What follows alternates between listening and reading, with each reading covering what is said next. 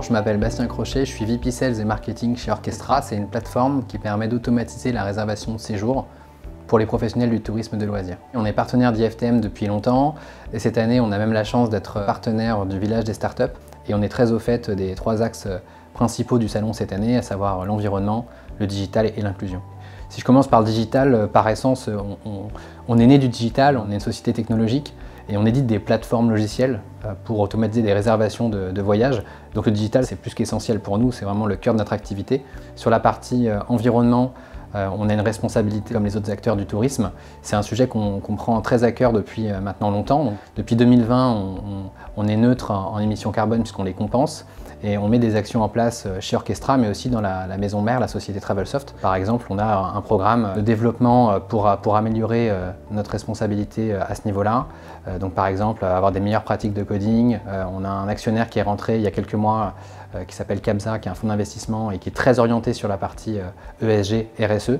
Et d'abord, il faut pouvoir mesurer avant de pouvoir mettre des actions en place, donner des moyens à nos clients, pour les consommateurs finaux, de faire des meilleurs choix. Donc si je prends un exemple concret, plutôt que de prendre le prix le moins cher avec un vol et 2 escales, on pourrait mettre en avant d'abord un vol direct qui est bien moins impactant d'un point de vue impact carbone. Les actus Orchestra, c'est plutôt au niveau du groupe Travelsoft, qui est la maison mère d'Orchestra. On a commencé une stratégie de consolidation en Europe. On a acquis une première société qui s'appelle Trafix en Allemagne, puis Travel Compositor, une société espagnole en 2023. Et cette année, on a vraiment accéléré très fortement. On a même changé de dimension. On a acquis 4 sociétés. Donc là, pour le coup, c'est vraiment énorme pour nous. On reste une petite structure. On a commencé par Eventis, une société de médias et d'événementiel en France, avec laquelle on a beaucoup de synergies.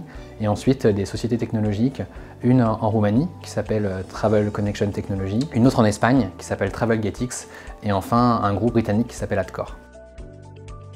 On est fiers d'être le parrain du Startup Village cette année, qui devient le Orchestra Startup Village, et on va aussi mettre en place un Orchestra Startup Contest.